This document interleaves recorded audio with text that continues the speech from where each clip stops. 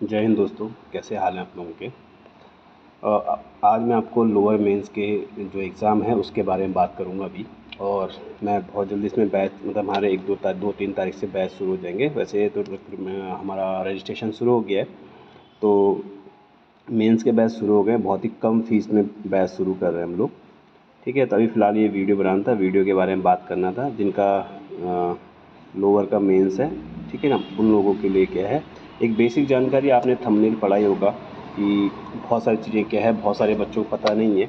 Actual में क्या है कि बहुत सारे बच्चे ऐसे हैं जो ग्रुप सी की तैयारी करते थे, ठीक है ना, और मैक्सिमम उन बच्चों का उसमें सिलेक्शन हुआ है। तो उन बच्चों को क्या है, बिल्कुल भी आइडिया नहीं आ रहा है कि किस तरह से वो चीज़ें करें। ऐसा नहीं कि उनको बिल्कुल नहीं आता है या नहीं कर पाएंगे, लेकिन ये है कि आप ये समझ सकते हो कि क्या है, हर किसी को मेंस लिखने में दिक्कत होती है। इसमें बहुत सारी चीज़ें बहुत अजीब सी हैं, कुछ चीज़ें ऐसी हैं जो बच्चों को क्या है समझ से परे है। फिर वो 10 लोगों से बात करते हैं, 10 लोगों से मिलते हैं, तो फिर उसमें क्या करते हैं, एक डिसीजन लेते हैं कि क्या करना है, कैसे करना है। बेसिकली इसमें जो आपका मेंस है, ठीक है ना, इस मेंस को हम देख लेते हैं पहले एक बार। ठीक है, जो मेंस का पेपर आपका ये जो मुख्य परीक्षा है, इसमें आपके 4 पेपर हैं। ठीक है, इनको देखते हैं पहले हम। इसमें आपके 4 पेपर हैं टोटल, जो सरकार ने इसी साल चेंज किए थे मुख्य परीक्षा। इसमें जो प्रथम प्रश्न पत्र वो आपका हिंदी का है। इसमें क्या है, 100 नंबर का है, 2 घंटे का पेपर होगा। इसमें केवल 6 क्वेश्चन आएंगे आपके, ठीक है ना। लेकिन इनको आप केवल ना समझे, तो केवल मैं आपको वैसे कह रहा हूँ कि 6 क्वेश्चन आएंगे, लेकिन 6 क्वेश्चन आपको टाइम लग जाएगा करने में। ठीक है, नहीं 2 घंटे लगेंगे ही लगेंगे आपको, ठीक है ना। दूसरा पेपर निबंध का ऐसे का है, ये 100 नंबर का है। इसमें केवल ये 2 घंटे का, इसमें केवल 2 क्वेश्चन होंगे, यानी आपके पास 50-50 नंबर के 2 क्वेश्चन होंगे। आपको ऐसे लिखना है, ठीक है ना। ऐसे वही लिख पाएगा, ठीक है, जिसका बेसिक ठीक होगा, जिसको बेसिक नॉलेज होगी, जो चीज़ों की समझ रखता होगा उसके हिसाब से। अभी मैं आपको इसमें जो लास्ट टाइम तहसीलदार, यानी जो अभी एनटी का एग्ज़ाम हुआ है लोअर का, एनटी के एग्ज़ाम का जो मेंस है, मेंस हुआ था पिछली बार, ठीक है ना, उसको मैं आपको जो मैंने लिखा है मैं आपको दिखाऊंगा उसमें, या फिर आपको एक आइडिया दूंगा उसमें, ठीक है ना। मैंने बहुत ही रफ़ लिखा है वो, जल्दीबाजी तो नहीं कह सकते, लेकिन ये कि थोड़ा सा आप बच्चों को समझ में आ जाए किस तरह से लिखना है, ठीक है ना। यानी इसका मतलब कोई बहुत बड़ा महाभारत नहीं है ये कि कैसे होगा क्या होगा इसमें, ठीक है। बहुत ही ईज़ी गोइंग, बहुत आसान तरीके से हो जाएगा। बस इसमें आपको करना क्या है एक्चुअल में, मैं बहुत सारी जगह देख भी रहा था, कई लोग इसमें शुरुआत कर रहे हैं, कई लोग इसमें डेमो क्लासेस कर रहे हैं, बहुत सारी संस्थानों में हो ही रहा है इसमें। तो उसमें क्या है, वो आपको क्या है, बेसिकली क्लासेस पढ़ा रहे हैं, ठीक है। आपको इसमें क्लासेस पढ़नी ही नहीं है। अगर आप क्लासेस पढ़ना शुरू करोगे, जीएस पढ़ना शुरू करोगे, आप इसमें नहीं कर पाओगे, बहुत दिक्कत हो जाएगी, ठीक है ना। आपके पास बहुत कम टाइम है, इस बहुत कम टाइम में आपको सीधा राइटिंग स्किल पे ध्यान देना है, ठीक है ना। अब इसमें क्या है, इसको पेपर को पास करने के तरीके बहुत सारे हैं, लेकिन मैं केवल 3 तरीके बताऊंगा आपको। वो हम शायद अगली वीडियो में करूंगा उसके बारे में बात। अभी मैं आपको सिर्फ ये बताऊंगा इसमें कि चीज़ें कैसे करनी है, और मैं आपको लिख के जो मैंने लिखा है वो दिखाऊंगा जब आपको मैं, तो आपको समझ में आ जाएगा कि मतलब मैं आपको किस लेवल से पढ़ाऊँगा, कैसे पढ़ाऊँगा इसमें, ठीक है। तो बेसिक सबसे पहले फाइनल बात समझते हैं। 3-4 पेपर हैं आपके इसमें, एक हिंदी का है, एक निबंध का है। निबंध वाले पेपर में मेहनत करनी पड़ेगी। अगर 50 नंबर का निबंध है, तो अगर आप उसमें 20 नंबर पे आ जाएँ तो बहुत अच्छा नंबर स्कोर माना जाता है, ठीक है ना। अब वो अलग बात है, जो एग्जामिनर है उसकी इच्छा है आपको नंबर देने की, तो हो सकता है आपको क्या है, वो 30 के आसपास में मार्क्स दे दे, ठीक है। 29, 28, 30 काफ़ी मायने रखते हैं, क्योंकि 100 में से सीधा आपके 60-65 नंबर यहीं हो जाते हैं, ठीक है ना। तो निबंध में आपको नंबर खींचने के पूरे चांस मिलते हैं। आगे जो अगला इसमें आता है दूसरा, इसमें जो तीसरा पेपर और चौथा पेपर ये काफ़ी इंपॉर्टेंट है। ये क्या है, मेरिट बनाएंगे तीसरे चौथे पेपर, ठीक है ना। यहाँ तक कि ऐसा नहीं कि हिंदी में आपको 35% लेके आना है, यानी हिंदी का पास करना कंपल्सरी। अगर 35% से नीचे आपका रहा, देखो यहाँ पर लिखा हुआ है, ठीक है, 35% से अगर नीचे रहा आपका, देखो ये लिखा है ना भाषा में, तो आपको क्या है, आपका जो पेपर हो, जैसे ही पीसीएस मेंस में भी होता है, तो वहाँ पर क्या है, आपको हिंदी इंग्लिश कंपलसरी है पास करना। अगर आपने वो पास नहीं किया तो आपको आगे एडमिशन मतलब आपके और पेपर चेक नहीं होंगे। यहाँ पर हिंदी का यही सिस्टम है। अगली बात इसमें बताता हूँ मैं को, जो आपका तीसरा चौथा प्रश्न पत्र है सामान्य अध्ययन का 200 नंबर का, ये 3 घंटे का होगा। इसमें 20 क्वेश्चन होंगे। इसमें भी दूसरे वाले पेपर में भी 200 क्वेश्चन होंगे, 20 क्वेश्चन होंगे, ठीक है ना।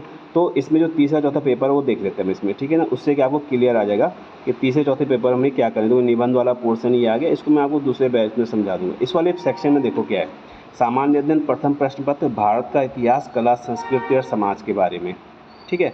अब इसमें जितनी उसने चीज़ें लिखी कि भारत में पुनर्जागरण, इसका राष्ट्रीय आंदोलन प्रभाव, ठीक है ना, इस तरह के क्वेश्चन आपके पास तो नहीं बनेंगे, ठीक है ना।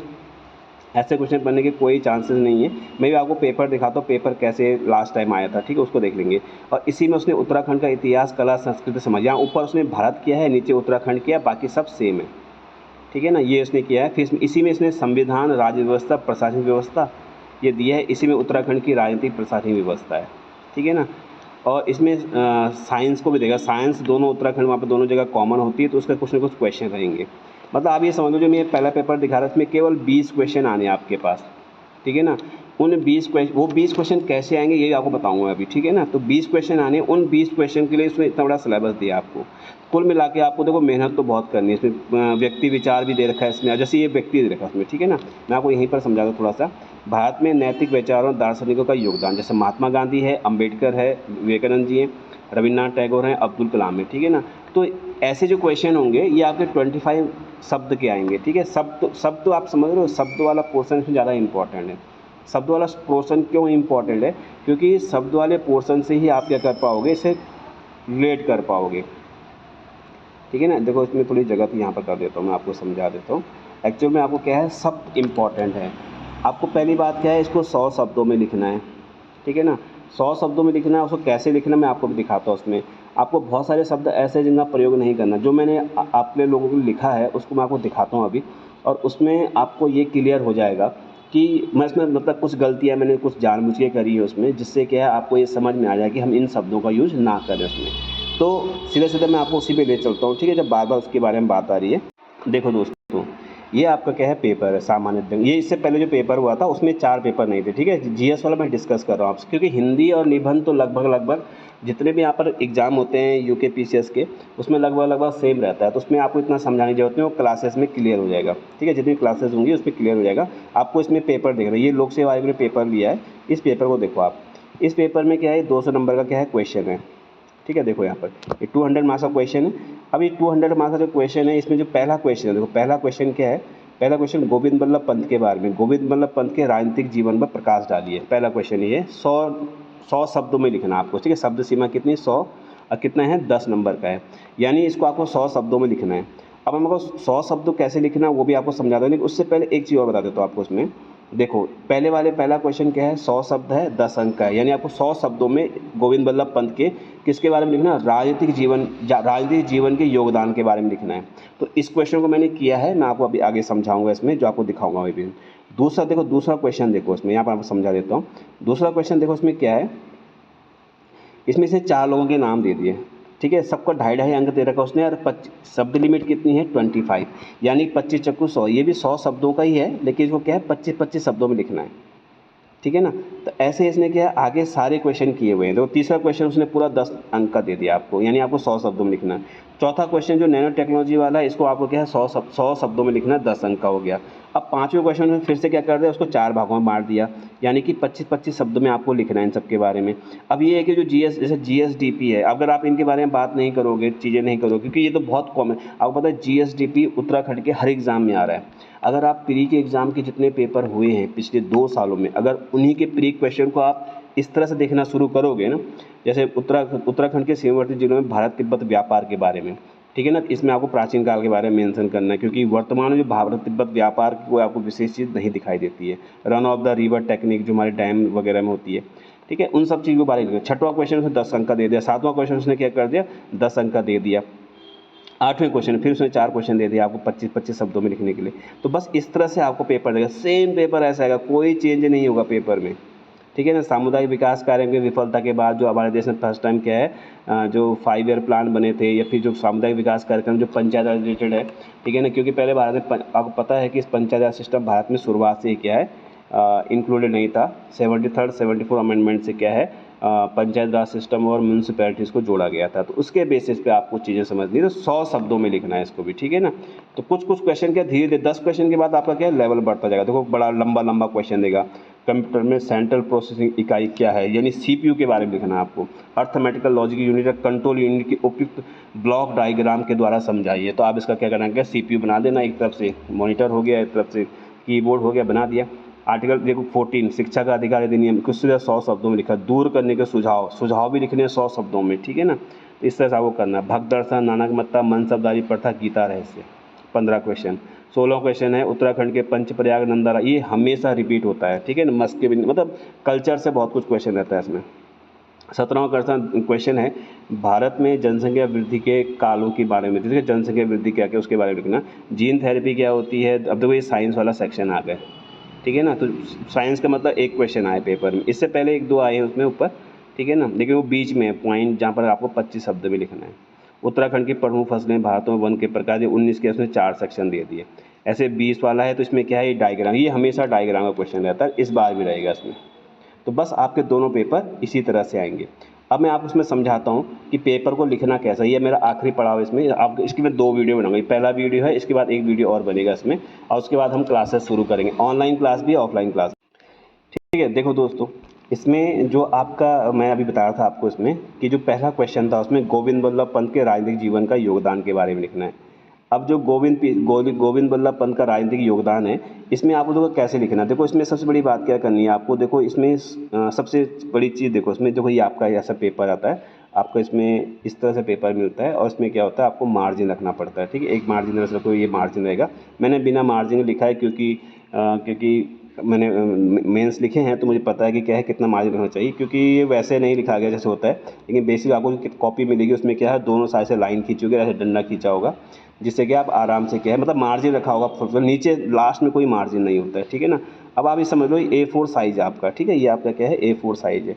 इस A4 साइज़ में मैं आपको समझा देता हूँ, इस A4 साइज़ में क्या होगा, आपको जब 100 शब्दों में लिखना है, ठीक है ना, तो 100 शब्दों में अगर लिखना है तो आपके पास, मैं आपको सबसे बेसिक चीज़ बताता हूँ इसका, कि आपकी एक लाइन में 8 से 9 शब्द आने चाहिए। मैं आपको अभी गिनवाता हूँ जो मैंने लिखा है इसमें, ठीक है ना, 8 या 9 शब्द आने चाहिए, और एक पैराग्राफ में केवल क्या है 3 लाइनें होनी चाहिए, मतलब 3 लाइनें होनी चाहिए। उसके बाद दूसरा पैराग्राफ शुरू होना चाहिए। देखो यहाँ पर कैसे किया, देखो यहाँ पर 10 सितंबर 1887 को अल्मोड़ा में जन्मे, इसको थोड़ा सा बड़ा कर लेते हैं फिर आपको समझ में आएगा, ठीक है। 10 सितंबर 1887 को अल्मोड़ा में जन्मे, ठीक है। अब देखो गोविंद बल्लभ पंत के राजनीतिक योगदान के बारे में लिखना है। तो अगर आपने देखो 10 सितंबर 1887 को अल्मोड़ा में जन्मे, अगर आप इस चीज़ को हटाना चाहो तो हटा सकते हैं, ठीक है ना, मतलब ये नहीं, लेकिन जो आपका कॉपी चेक करने वाला होगा उसके दिमाग में ये भी तो होना चाहिए ना कि वाकई में मतलब आपको किस चीज़ों के बारे में पता है या नहीं है। आपका प्रेजेंटेशन बहुत अच्छा होना चाहिए। कुल एक प्रकार से सेफ वाला सिस्टम रहता है कि जितनी अच्छी प्रेजेंटेशन होगी उतने अच्छे आपको मार्क्स मिलेंगे। 10 सितंबर 1887 को जन्मे को अल्मोड़ा में जन्मे, बस इतना लिखा। ऐसा नहीं लिखा मैंने कि गोविंद बल्लभ पंत का जन्म। अगर आप गोविंद बल्लभ पंत को दोबारा यहाँ पर लिखोगे तो निश्चित आपके शब्द खत्म हो जाएंगे, ठीक है ना, निश्चित खत्म होंगे। और क्योंकि वो ये बात समझता है कि आपने ये तीन शब्द है, गोविंद बल्लभ पंत, ये 3 शब्द हैं, इन 3 शब्दों के माध्यम से 100 शब्द पूरे करने की कोशिश की है। दूसरा जो उनका राजनीतिक योगदान है वो तो आएगा ही नहीं उसमें, अगर आप इस तरह से लिखोगे उसमें, ठीक है ना। तो इसलिए जो हस्ती हैं उनको आपको अच्छे से पढ़ना पड़ेगा। अल्मोड़ा में जन्मे, नेहरू द्वारा हिमालय पुत्र तथा उनके दोस्तों द्वारा गोविंद बल्लभ महाराष्ट्र नाम दिया गया था, ठीक है, ये आपने पढ़ा ही होगा। राजनीतिक रूप से 1903 में हैप्पी क्लब की स्थापना की। 22 में काकोरी कांड के अभियुक्तों व चंद्रशेखर आज़ाद का मुकदमा लड़ा। 1905 में INC के बनारस अधिवेशन में भाग लिया। 1912 में अल्मोड़ा कांग्रेस में सक्रिय रहे। 1916 में कुमाऊं परिषद के सचिव नियुक्त हुए। 1914 में काशीपुर में प्रेम सभा की स्थापना की, ठीक है ना, आपको पढ़ने में दिक्कत नहीं होगी ऐसे में। 1914 में काशीपुर में प्रेम सभा की स्थापना की। 1923 में स्वराज पार्टी के टिकट पर नैनीताल से विधान परिषद हेतु निर्वाचित हुए, क्लियर, ठीक है ना। और 1937 में क्या हुआ, संयुक्त प्रांत के मुख्यमंत्री तथा 1947 में भारत के विभाजन के प्रस्ताव पेश किया। 1957 में उनको भारत रत्न से सम्मानित किया गया। तो देखो उनका जो जीवन है, क्योंकि उसने क्या लिखा था, गोविंद बल्लभ पंत का राजनीतिक योगदान है, तो हमने ये सभी चीज़ें इसमें कवर अप कर दी, ठीक है ना। अब इसमें आप क्या देखो, इसमें क्या देखना, जो मेन कॉज है आपका 100 शब्द का है। देखो आपको बहुत सारे लोग ये कहते होंगे कि आप 100 से ऊपर लिख सकते हो। तो 100 से ऊपर लिखने का जो बेसिक फंडा होता है, जो आयोग कहता है, वो ये कहता है कि आपको मैक्सिमम आपको 105 106 शब्द आप जा सकते हो, और नीचे वाले पोर्शन में आप 95 तक आ सकते हो। लेकिन अगर आपने क्या 115 120 कर दिया तो आपके नंबर कटेंगे, ठीक है। मैंने बहुत सारे बच्चों को देखे हैं, वहीं पर आपका आधा 1 नंबर 1.5 नंबर वो काट देता है। आपके लिए एक नंबर बहुत इंपॉर्टेंट है, ठीक है ना। अब इसमें देखो, अगर आप इन शब्दों के, इसमें जो फिगर्स होते हैं उनको काउंट नहीं करना है, ठीक है ना। सितंबर, इस तरह आप काउंट करो, इसमें आपको 8-8 लाइन मिलेंगी, ठीक है ना। तो ये वो 8 या 24, देखो 3 लाइन में लिखा आपको, ठीक है, 8 या 24 अक्षर ये हो गए, ऐसे किया 8 या 24 ये हो गए। क्योंकि देखो आपके इसको अगला वाला क्वेश्चन है, उसमें आपको 25 शब्द में लिखना है, वो भी लिखा है मैंने, आपको दिखाऊंगा मैं आपको अभी। तो ऐसे करके आप इसको करके 25 25 50 25 25 50, ठीक है ना। अब ये तो इस हिसाब से तो यहीं पर ये 100 हो रहा है, लेकिन जो शब्द काउंट किए गए उसके हिसाब से 50 नहीं हो रहे, ठीक। कई जगह वो 22 शब्द हैं, कई जगह वो 23 शब्द हैं, कई जगह 18-19 शब्द हैं, तो टोटल मिला के क्या है 100 शब्द हैं। तो इनको आप क्या है पॉज करके आप इसको क्या कर सकते हैं, काउंट भी कर सकते हो। तो ये 100 के आसपास जाएगा, 100 से बहुत 110 115 नहीं जाएगा। तो अगर आपने ऐसा आंसर लिखा जो उसने पूछा, आपने वही आंसर दिया, तो आपको 10 में से आराम से 6 से 7 नंबर मिल जाएंगे बिना किसी रुकावट के, ठीक है ना। ऐसे क्वेश्चन अगर आप लिखोगे तो आपको इसमें देखो कुछ नहीं करना है। जैसे कई बच्चे सोचते हैं हम आंसर लिखेंगे, आपने केवल क्वेश्चन लिखना है और उसके बारे में लिखना शुरू कर देना, और आपको पेज ऐसे मिलेगा, जैसे ये आपको बताया A4 साइज़ का पेज मिलेगा, उसमें लिखना। आपको एक पेज में एक आंसर करना है। अगर आप उसको देखो आपको एक्स्ट्रा पेज देता है, अगला पेज जो होगा उसमें आपको जगह होगी, फिर वो आधी लाइन से लाइन खींच देगा उसमें।